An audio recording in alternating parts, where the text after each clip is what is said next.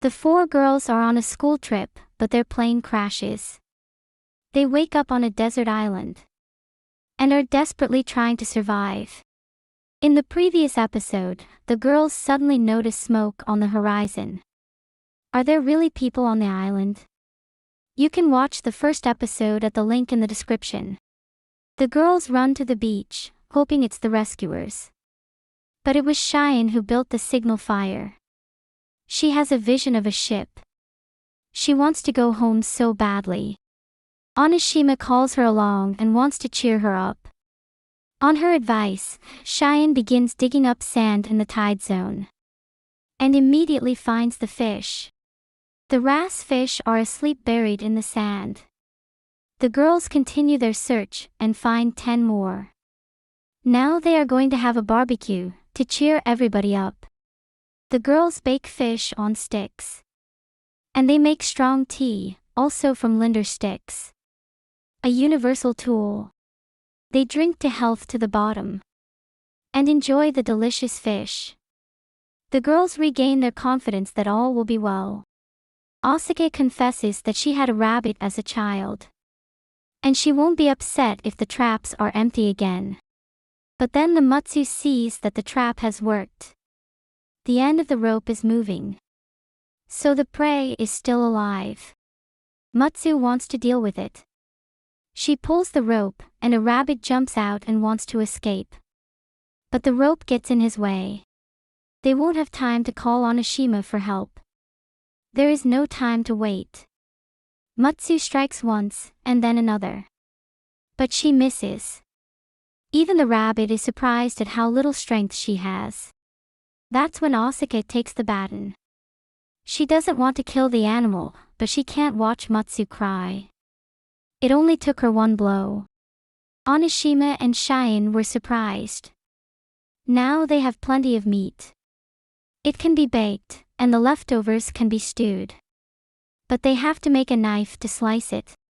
The internal organs decompose quickly. And so that the rabbit does not spoil in 1 hour, the Cheyenne dips it into a cold stream. The knife has to be made of stone. The secret is to choose a stone that has a higher sound. If you hit its edge, a sharp plate will break off. Thanks to flashbacks with Onishima's father, Asuka made an intimidating jagged blade. Maybe she has a talent. Mutsu is ready to skin a rabbit. She wants to make amends for not being able to kill it. She wanted to cut open his stomach, but she almost damaged his organs. She has to pull it off first, so as not to spoil the meat. The first blood causes everyone to be horrified. However, Mutsu continues to cut, and pulls out the insides. The skin is removed, and the meat is ready. It remains to decide how to cook it. Cheyenne ate the rabbit on a trip with her parents to the south of France. The cook used all parts of the rabbit. There were even dishes with blood and bone marrow. And she suggested making rabbit meat blue vapor and broth from the bones. Tonight the girls are expecting a French dinner. Only of the products there is salt and farfugium stalks. And Onishima knows how to steam meat. Mutsu cuts up the carcass and separates the meat from the bones. Meanwhile, Onishima prepares the oven. She dug a hole, put hot stones in it. She covered them with sand and leaves, then put meat on top. And on top it covers the leaves and rocks again. All that's left is to build a fire on top. The rabbit will be ready in an hour. To measure the time, the girl makes a sundial. She put a stick in the ground, and in an hour the shadow will move 15 degrees. Meanwhile, Mutsu wants to make soup.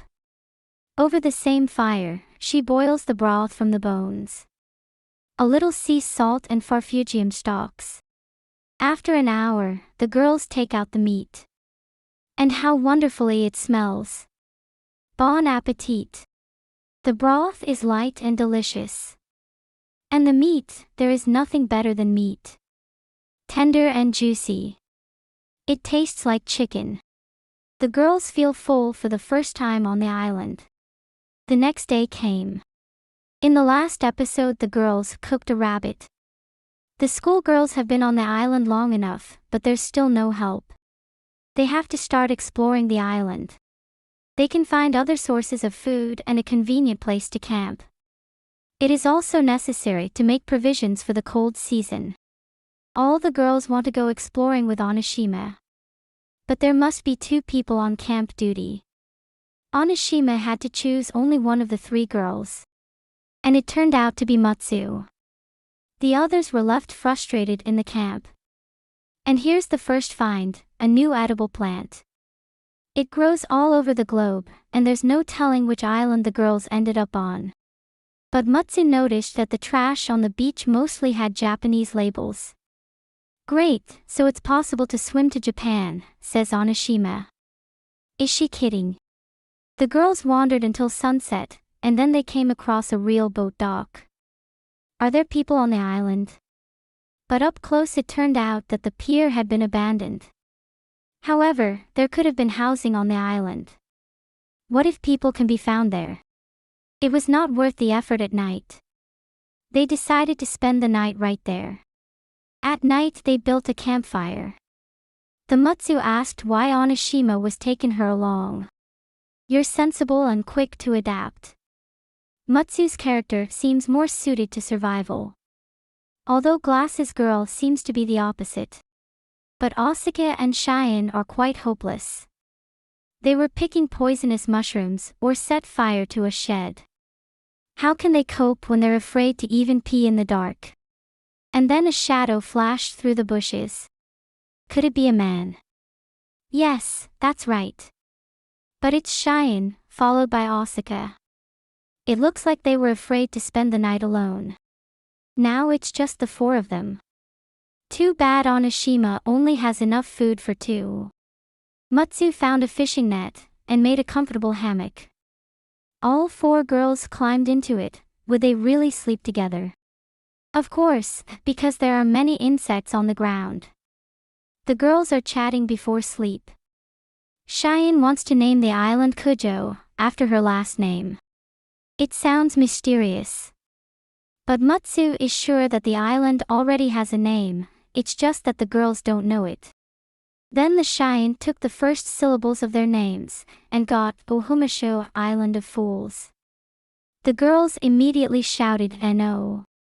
In the morning, the girls get a surprise, a handful of crabs and a new edible plant. After breakfast, they talk about new discovery, a boat dock. And the girls can't wait to run out and explore. Onishima suggested scouting according to the fan principle. Everyone would walk 1,000 steps in different directions from the camp, and then go back again. But will the Asuka be able to count to 1,000? If there are 2 feet in each step, then there are 2,000 feet in 1,000 steps. Asuka has found a tree. It's the Japanese yuzu fruit, which means the island is Japanese. In the next scene, the girls are already back. Except that Cheyenne has not returned. And then she shows up excited. She's found a house. Everyone rushes to it. The girls are already thinking who to call first. But the house isn't inhabited. The old wooden hulk used to be a house. But now it's fallen apart. Nevertheless, it is an important find. Any little thing now comes in handy for survival. The house is only half ruined, and Onishima climbs inside. The repairs are not the best. The roof is gone, the floor is rotten. It's uninhabitable. But maybe there's something useful. The girls, meanwhile, taste the yuzu. It's bitter and sour, but at least it's edible. And then Onishima comes out. She has almost found a moon prism. A flick, and this. Old scissors. What? They're broken and rusty. But a steel tool will get them out of the Stone Age. Onishima breaks the hinge, and displays the piece of scissors with pride. Her companions are at a loss. But it makes a knife. There are even holes to attach a handle.